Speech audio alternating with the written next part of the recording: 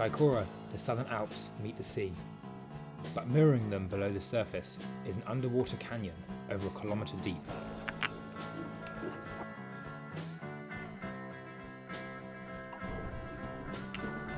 In this canyon, subantarctic current meets warm subtropical water.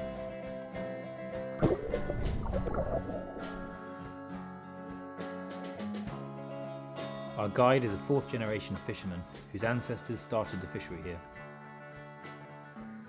The first people I know of that were fishermen in my family was Dick Baxter, Richard Baxter, my great-grandfather, and Big Rich. He used to go out into the canyon here, drop lines in deep and see what he'd bring up, and he's actually got a fish named after him. This is an old harpoon that was passed down through my family. There's actually a few of them floating around, but this one was given to me by my father. These were used typically for actually catching basking sharks.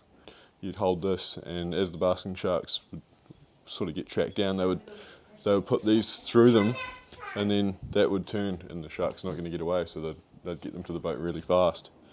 The days of harpoons are gone. Jackson's a commercial crayfisherman with a new venture in mind for summer. Summer's a good time that we get a good chunk of time off from our commercial side. My granddad was wanting to get rid of his boat. I sort of thought I could aim at doing more intimate trips with smaller groups. You can see fish hitting the surface. I'm not sure what they are. I've been saving this jig. Hadn't used it on barracuda yet because they're just notorious for cutting your hooks off. They're probably barracuda, but possibly not. There's another bite. There we go. Didn't take you long, did it? This is the bait, Will. This is the bait. It's going quite hard. This is the bait. Oh, Got really gnarly teeth. that is beautiful, yeah.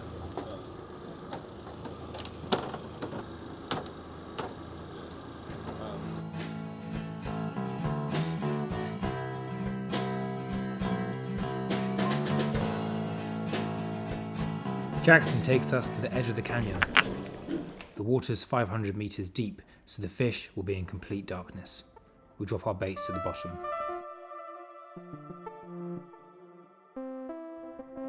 Never really used electric reels. Yeah. We'd always come out and we'd done the old hand crank from even Yeah. here. And once I got these are just so amazing.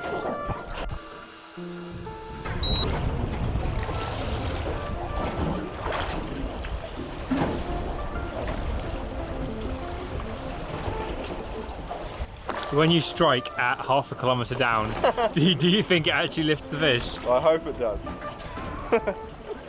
Oh, looks like Ribaldo, and an eel.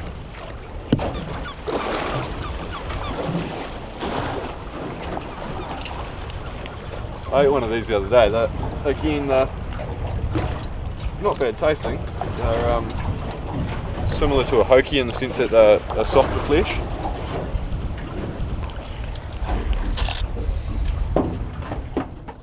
I've only ever caught probably 2 of those.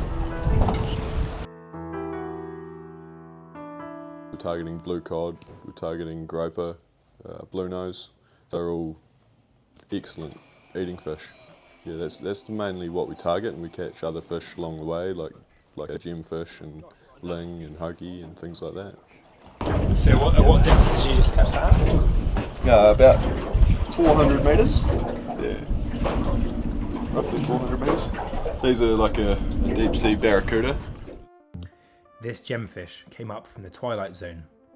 Waters lit up only by bioluminescence and the faintest bit of light from the sun. While our next fish is commonly seen alongside a pile of chips, the hoki. There's a big commercial market for these.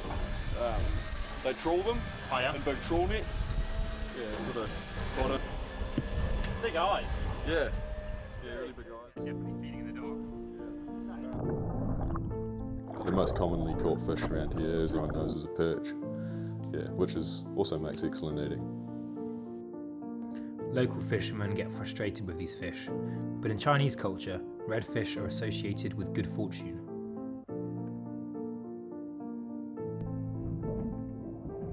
The baits come up and the lines go out. Now we're trolling for tuna. And yesterday's catch was impressive.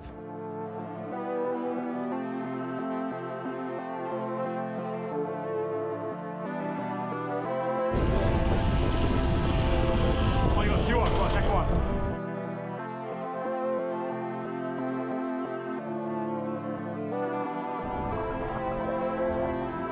one. Two albacore tuna. Life at the surface moves much faster.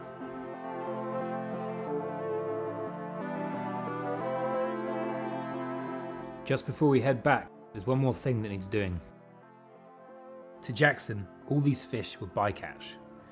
Nothing survives being brought up from that deep, and he's not letting anything go to waste.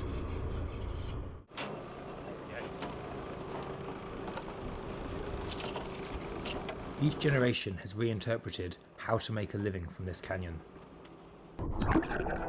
And tourists love this kind of history, but for those not just passing through, the future holds more interest. Willow, yeah. Oh, is this your daughter? Yeah. Oh, hello, Willow. I grew up as a kid hearing all the family stories. Everyone was working in the fishery and we would go down as kids and get on the boat, and it wasn't sort of too long after, and then sort of that whole era was gone. There was 15 to 20 boats moored out the front here. Nowadays there's only 2. I would love to see Willow follow in the family, but hey, that's up to her. She'll carve her own path, but we've got the surf, we've got the mountains, we've got the fishing. That's our life.